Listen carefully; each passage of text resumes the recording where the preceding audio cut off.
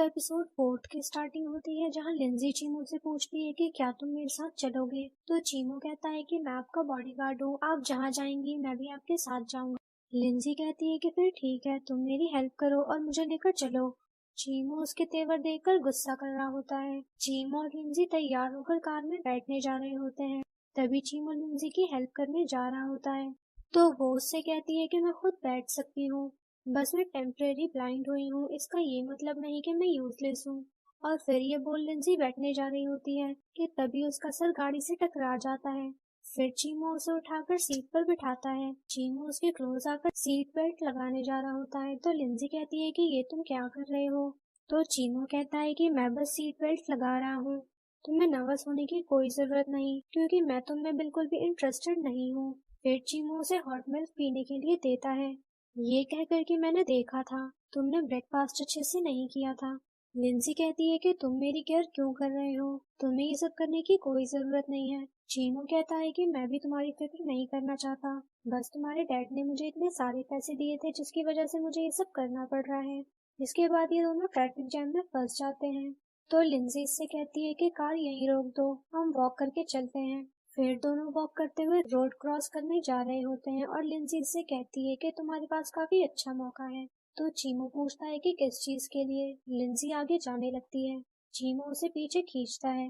Linsey उससे कहती है कि तुम्हारे पास अच्छा मौका है कि अगर तुम मुझे मारना चाहते हो तो मुझे आगे धक्का दे दो और किसी को पता भी नहीं चलेगा क्योंकि मैं तो ब्लाइंड हूँ और तुम पर कोई शक करने वाला भी नहीं बचेगा। तुम आसानी से मुझे मारकर बच सकते हो। चीमो कहता है कि अच्छा तो तुम मुझे टेस्ट कर रही थी, इसलिए तुमने कार रोककर वॉक करने का बहाना किया। तो लिंजी कहती है कि देखो अब तो हम मेरी मेड के घर पहुंच जाएंगे और वो तुम्हारे खिलाफ सब कुछ बता देगी, तो क्या तुम्हें डर नहीं लग रहा। चीमो कहता है कि अगर मैं गलत होता तो सोचो मैं तुम्हें वहाँ क्यों लेकर जाऊंगा। तभी चीमो देख लेता है कि वो रिकॉर्डिंग कर रही है। वो इससे कहता है कि अच्छा तो तुम मेरे खिलाफ एविडेंस कलेक्ट करने की कोशिश कर रही हो। तुम जरा ध्यान से सोचो, अगर मुझे तुम्हें मारना ही होता तो मेरे पास काफी सारे मौके हैं और वैसे भी तुम तो ब्लाइंड हो, तुम मेरा क्या ही कर लेती। पर एक बात तुम ध्यान से सुन लो कि मैं किसी का भी खून करने वाला काम नहीं करता। ये बोलकर वो उसकी स्टिक पकड़कर उसे रोड क्रॉस करवाने में हेल्प करता है। दूसरी तरफ हम यूवी को देखते हैं जो लिंजी की एंगेजमेंट रिंग पहनकर कह रही होती है कि लिंजी जो कुछ भी तुम्हारा है अब से वो मेरा है। चीमू और लिंजी दोनों उस मेड आंटी के घर पहुंच जाते हैं। लिंजी अंदर जाने लगती है कि तभी चीमू उसे रोकता है और कहता है कि एक सेकंड मिसलीन, मुझे यहाँ कुछ गड़बड़ी लग रही है, इसलिए तुम यहीं रुको, मैं अंदर जाकर देख कर आता हूँ। और फिर चीमू लिंजी को अपना लॉकेट देकर कहता है कि अगर कोई खतरा हो तो इसे प्रेस कर देना। फिर वो अंदर जाकर ढूंढने लगता है और वो देखता है कि इस घर में कुछ गुंडे छुपे हुए हैं और वो चीमू से फाइट करने लग जाते हैं। वहीं लिंजी बाहर खड़ी होती है कि तभी अचानक से पीछे से कुछ गुंडे आकर उसे किडनैप कर लेते हैं और उसे एक जगह लेकर आते हैं। लिंजी कहती है कि तुम लोग कौन हो और मेरे साथ ऐसा क्यों कर रहे हो, आखिर तुम्हें क्या चाहिए। तो वो कहता है कि तुम्हारे फियांसे ने हमसे उधार लिया था, अब वो उधार चुका नहीं रहा है। लिंजी कहती है कि तुम लोगों को जितने भी पैसे चाहिए मैं तुम्हें देने के लिए तैयार हूँ, बस तुम लोग मुझे यहाँ से जाने दो। वो लोग उससे कहते हैं कि क्या तुमने हमें बेवकूफ समझ रखा है और फिर उसके साथ बदतमीजी करने लगते हैं। दूसरी तरफ चीमो उन लोगों को ढेर कर चुका होता है और फिर पूछता है कि तुम लोगों को यहाँ किसने भेजा है। वो कहता है कि हमें नहीं मालूम, हमें बस इतना कहा गया था कि आप जब अंदर आए तो हम आपको मसरूफ रखें। चीमो वहाँ से बाहर निकलता है तो लिंजी को कहीं भी ना पाकर उसके लिए परेशान होने लगता है। तभी उसे जमीन पर पड़ा हुआ लिंजी का लॉकेट मिलता है। चीमो समझ जाता है कि लिंजी खतरे में है।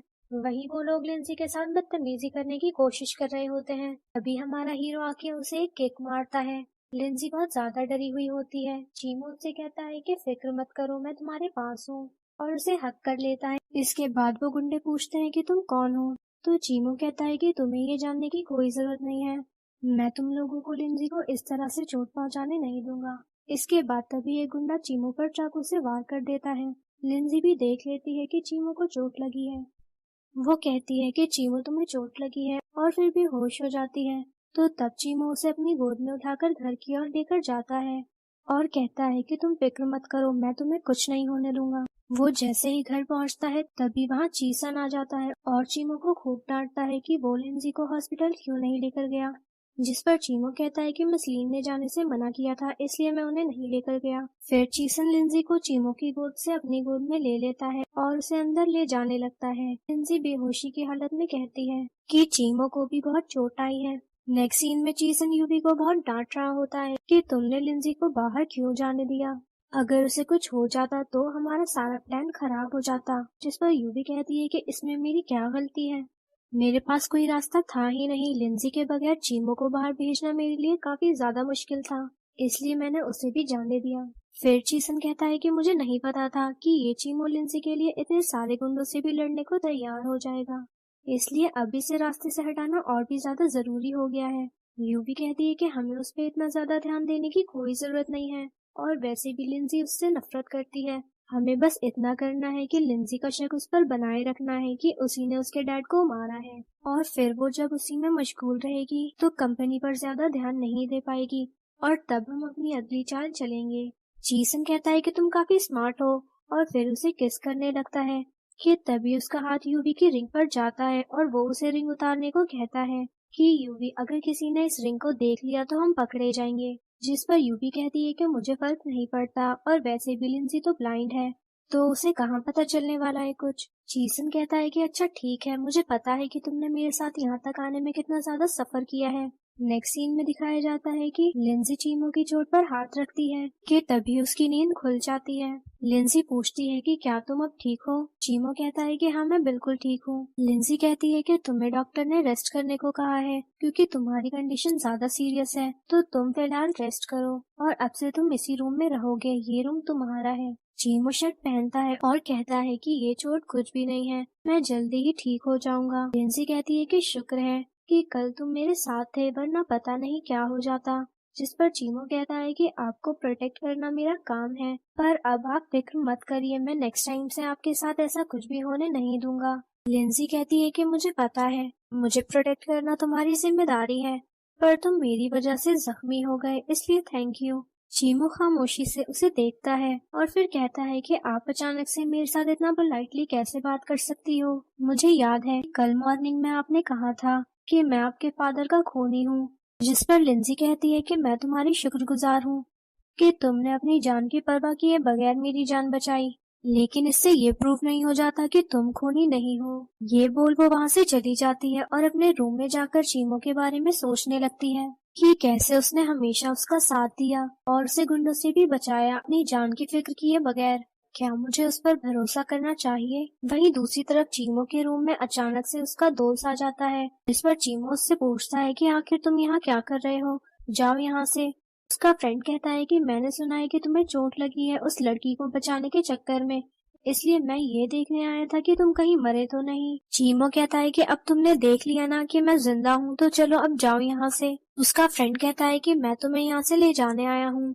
2 साल पहले भी जब उस लड़की का कार एक्सीडेंट हुआ था तो तुमने उसे अपनी जान की परवाह किए बगैर बचाया था, और आज फिर तुमने वही किया। आखिर कब तक तुम उस लड़की की वजह से इसी तरह जख्मी होते रहोगे? उसकी इतनी परवाह करते करते तुम ये मत भूल जाना कि तुम्हें अपने डैड का बदला लेना है, इससे पहले कि तुम अपनी जिंदगी से हाथ धो बैठो, इसलिए बेहतर है कि तुम मेरे साथ चलो। इतने में वहाँ लिंजी आ जाती है और पूछती है कि तुम क्या कर रहे हो? चीमो कहता है कि कुछ नहीं, मैं बस मेडिसिन लगा रहा था तो गलती से चेयर गिर गई।